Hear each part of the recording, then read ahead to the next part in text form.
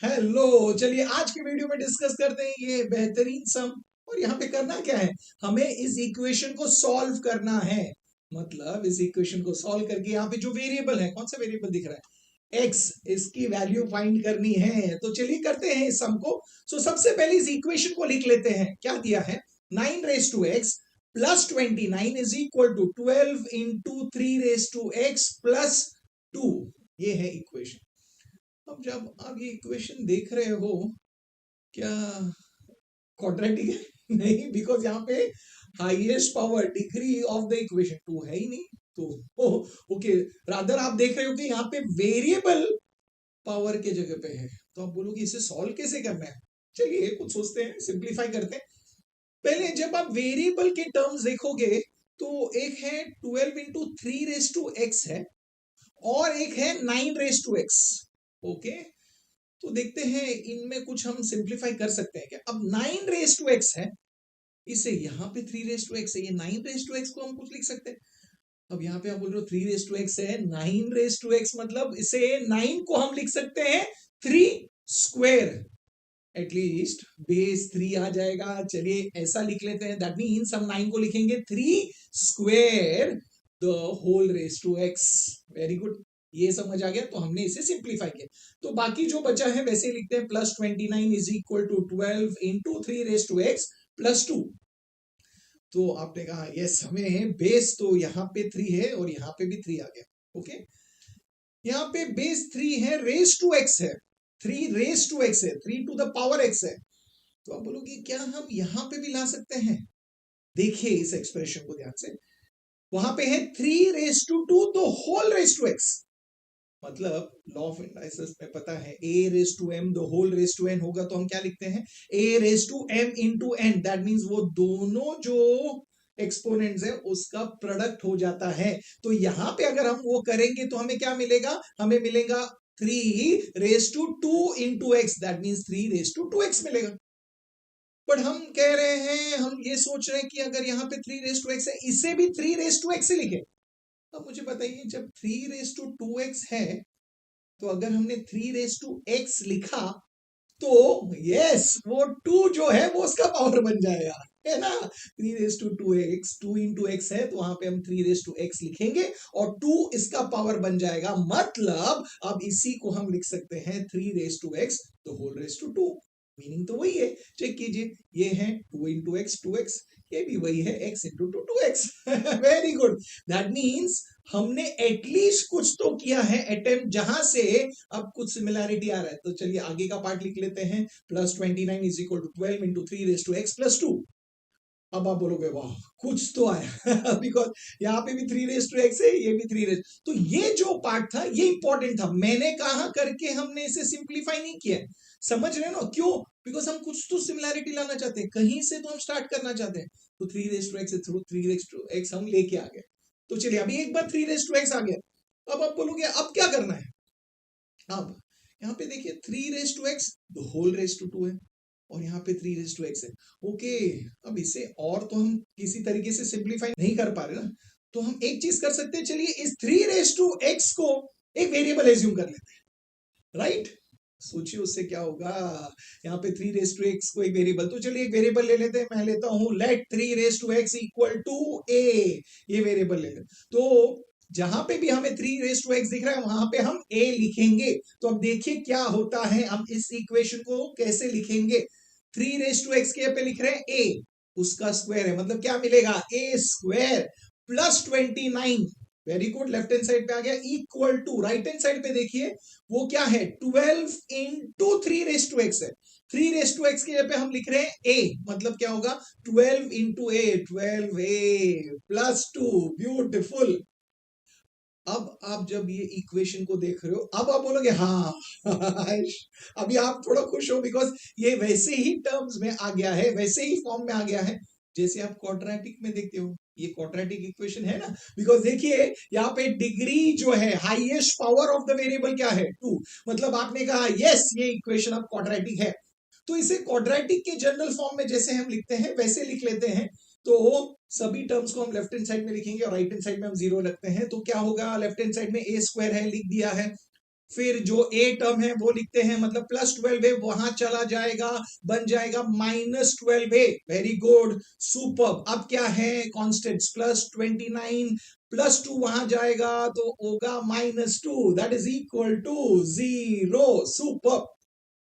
तो चलिए अभी आगे सॉल्व करना है। अब आप क्या बोलोगे, अभी आप बोलोगे हाँ ये कांस्टेंट्स को हम सिंप्लीफाई कर सकते हैं, तो चलिए करते हैं। तो ए स्क्वायर, तो ए स्क्वायर ही होगा, -12 है -12 ही रहेगा। क्या होगा, +29 -2 क्या होगा, डिफरेंट साइन है, सब्ट्रैक्ट कीजिए। तो 29 - 2 कितना है, 27, और बड़े नंबर का साइन मतलब +27 इज इक्वल टू 0। तो आप बोलोगे यस, ये क्वाड्रेटिक इक्वेशन है और इसे हम अभी फैक्टराइज कर सकते हैं। कैसे, मिडल टर्म स्प्लिट करके। Very good.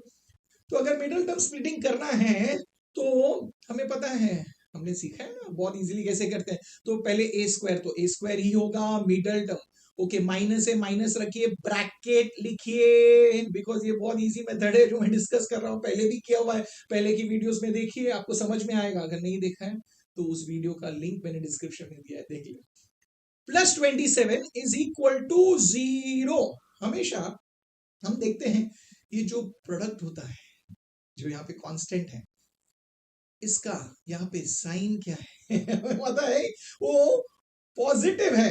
तो अगर प्रोडक्ट पॉजिटिव है इसका मतलब हमें पता है मिडल टर्म जो आएगा वो एडिशन से आएगा, है ना। तो यहाँ पे प्लस है तो यहाँ पे हम क्या लिखेंगे, प्लस। वेरी गुड, पॉजिटिव है तो यहाँ पे हम क्या लिख रहे हैं, प्लस। Very good.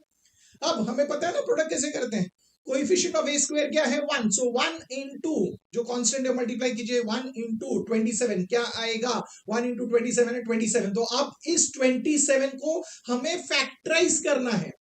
ऐसे फैक्टर्स की जरूरत है जिसे ऐड करके हमें मिडल टर्म मिलेगा, दैट इज 12। ओके, साइन मत देखिए, सिर्फ देखिए क्या है, 12। ओके, तो हम बोलोगे वो कैसे मिलेगा, तो चलिए इसका फैक्टर्स, आप बोलोगे 27 एंड 1 ये फैक्टर्स है, बट इसे ऐड करना है। ऐड करते हैं तो 27 + 1 कितना आ रहा है, 28। बट हमें 12 की जरूरत है, 12 आ रहा है नहीं, दैट मींस ये फैक्टर्स चलेगा नहीं। तो अब दूसरा फैक्टर लेते हैं, आप बोलोगे 3 एंड 9, 3 इंटू 9 27 है। ओके, 3 एंड 9 लेते हैं, इसे ऐड करते हैं, 9 + 3 कितना है, 12। वेरी गुड, हमें मिल गया। दैट मीन्स अभी हमने 27 को ऐसे फैक्टर्स में लिया है जिसके एडिशन करने से हमें 12 आ रहा है। दैट मीन्स हमारा मिडिल टर्म होगा 9 एंड 3। वेरिएबल के साथ लिखिए तो क्या लिखोगे, 9a + 3a। सुपर, तो मिडिल टर्म स्प्लिट हो गया। Very good. तो चलिए अभी आप क्या करोगे आगे, अभी आप ब्रैकेट को ओपन करोगे तो क्या आएगा, a स्क्वायर -9a, तो लिखिए -9a, माइनस इंटू प्लस क्या आएगा, -3a +27 is equal to 0। Super, लिख लिया। अब तो बहुत इजी है। चलिए अभी फर्स्ट टू टर्म्स में क्या कॉमन है, आप बोलोगे दोनों में a कॉमन है, तो अगर a कॉमन लेंगे तो ब्रैकेट में क्या आएगा, a -9। Very good. अब हमें पता है हमने अगर मिडिल टर्म स्प्लिटिंग करेक्टली किया है तो सेकेंड जो कॉमन लेना बहुत इजी हो जाता है। वो एक्चुअली क्या करना है, जो फर्स्ट कॉमन आया है a -9 सेम लिख लीजिए, उससे और इजी हो जाएगा, है ना।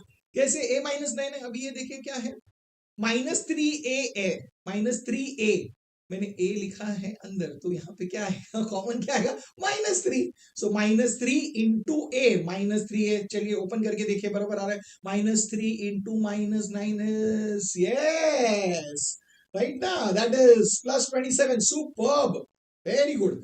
आपने बोला या ये तो बहुत सही है।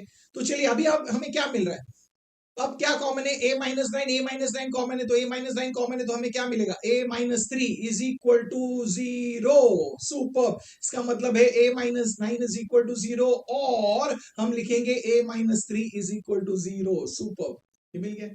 इसका मतलब ये है हमें मिलेगा, इसे सॉल्व करेंगे तो a इज इक्वल टू 9 और क्या मिलेगा, a इज इक्वल टू 3। तो आप बोलोगे हाँ हमने इक्वेशन सॉल्व कर दिया है, नहीं ना, हमारा जो इक्वेशन है उसमें वेरिएबल x है, हमें x की वैल्यू फाइंड करनी है। ये तो हमने लिया हुआ वैल्यू है a, मतलब आप बोलोगे हाँ मतलब हमें अब a के जगह पे हाँ 3 raised to x को रीसब्स्टिट्यूट करना होगा। तो चलिए करते हैं, लिखेंगे resubstitute a is equal to 3x, हम रीसब्स्टिट्यूट करेंगे तो यहाँ पे a इज इक्वल टू 9 है, तो a के जगह पे हम क्या लिख रहे हैं 3 raised to x, तो हमें क्या मिलेगा 3 raised to x is equal to 9 और a इज इक्वल टू 3 माने 3 raised to x is equal to 3। Super. अब इसे सॉल्व करना है, इसे कैसे सॉल्व करेंगे आप बोलोगे हाँ यहाँ पे देखिए, यहाँ पे बेस है 3 to the power x, तो अगर इसे सॉल्व करना है तो यहाँ पे भी हम बेस 3 लाना पड़ेगा, तो हम 9 को लिख सकते हैं।